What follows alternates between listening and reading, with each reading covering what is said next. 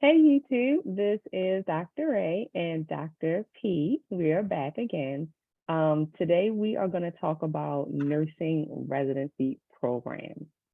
If you're a new grad and you're watching this is something that has been rolled out in, I would say, most major metros. So we wanted to give you a heads up on some things to look out for. So coming fresh out the gate, what is a nurse residency program? So a residency program is designed to help recent graduates transition into clinical nursing practice. Typically, these programs are 6 to 12 months. I've seen some as long as 24 months in length, and it's supposed to help you hone on to critical thinking skills. That is generally the purpose of the nurse residency program. So with the program, the way it's set up, it is intended for not only the critical thinking aspect, but it allows new grads to not be forced into the workforce to function on their own so soon after graduation. The problem has been that new grads will get so many weeks of orientations, usually upwards of 8 to 12 weeks, 2 to 3 months. And that's ideal, but due to COVID and things that happened with the pandemic and nurses leaving the workforce, seasoned nurses leaving the workforce, we have found that nurse residency programs have had to tailor or change how they do their programs to help fit that fit in the critical components as well as some of the other components of what it is to be a new grad. So what you're supposed to do, or how it was intended, was that you would go find a nurse residency program. Depending on the institution or hospital, you would either rotate through all the units, so ICU, ER, med surg, OB, and so forth, for a certain period of time. So you may go through a certain unit for about, say, 2 or 3 months, or maybe 2 months. And then after that, you would go to another one and go to another one. And then you would make a decision based off of either what you wanted to do or what was available at the time for you to do. And you would have mastered how to start IVs, put in Foley's, do assessments, and things like that without the pressure of having to do all that on the floor. When you come out of this residency program, you go into your specialty area that you have chose or what they had available to you to choose from, and you're supposed to be able to work pretty much on your own at that point in time. And what we are finding today is the nurse residency programs are not all created equal. There are programs out there who are requiring you to do more skills, less critical thinking. Other programs requiring you to do more project-based activities in terms of things you should have been doing in school, in terms of outcomes and things like that, versus you really going through those rotations, learning how to, do what you need to do. And as a result of that, new grads are leaving the workforce almost as soon as they get done with their residency program. So our recommendation is to vet the programs, inquire, how long is this program going to be? 6, 12, 24 months. And I can guarantee you, if you're doing a program for 24 months, that's really kind of too long.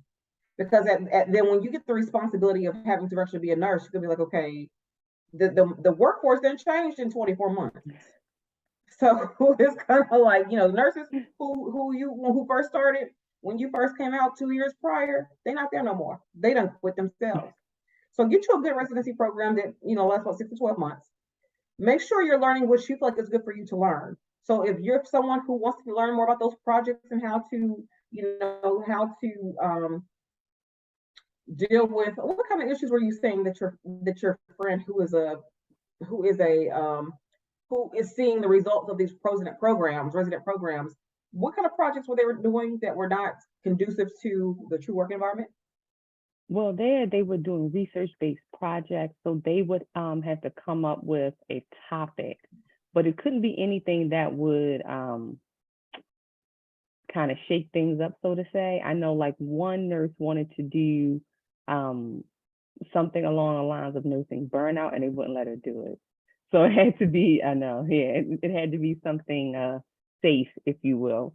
Not anything that will ruffle anyone's feathers. So maybe hypertension, diabetes, asthma, something along those lines. A lot of times it's, or it could be leadership based was another thing that I learned. So if you want to understand how to get people to work as a team, because sometimes they don't do a good job of that in the healthcare system, to kind of understand the psychology involved with teamwork and communication modalities that will be needed for an effective leader to motivate a team. Something like that. It's very project based. You're writing papers and such. It's kind of along those lines. It's not. It Okay. didn't really focus in on the day to day of being at the bedside as a nurse. And to a certain degree, I think spending some time on those topics are important.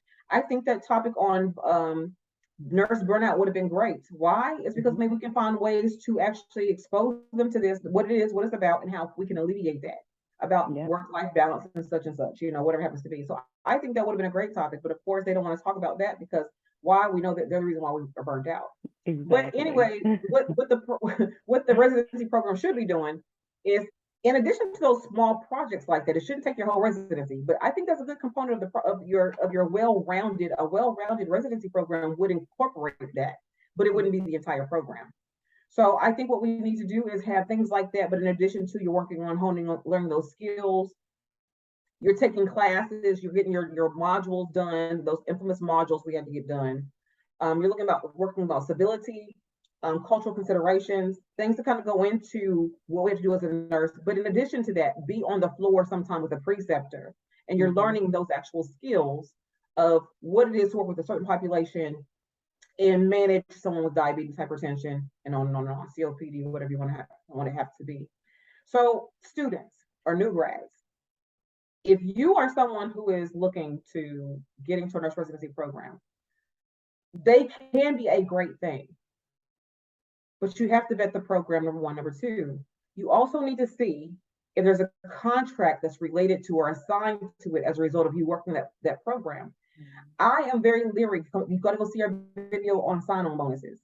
This is not a sign-on bonus. However, there's a contract that is associated with a sign-on bonus. And there may be, in some institutions, a contract associated with a nurse residency program. They are saying, if we do this nurse residency program, you will work for us for X amount of years. Be leery of that. I'm not saying that you shouldn't work somewhere, but if you're going to take it, make sure you read the fine print. Make sure you see what the stipulations are. Make sure you know exactly what you're up against if they say you have to stay for a period of time. You don't want to be there any longer than you want. You don't want to be somewhere where you're not happy. And if they tell you to stay here for 5 years, most nurses don't even make it out of their first job longer than a year or two.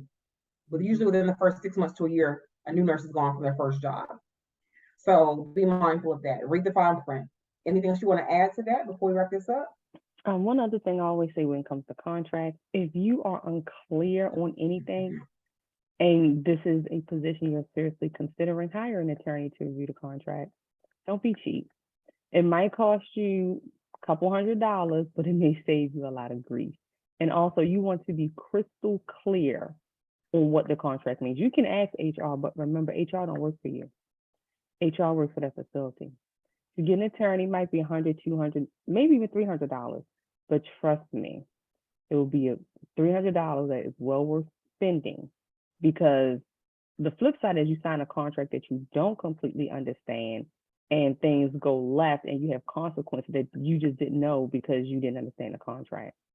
So personally, that's what I do. If it's a contract that's not very straightforward, I don't even bother asking HR. I ask a attorney that works for me. That's excellent advice, actually, in terms of knowing that HR does not work for you. The Board of Nursing does not work for you. The hospital does not work for you.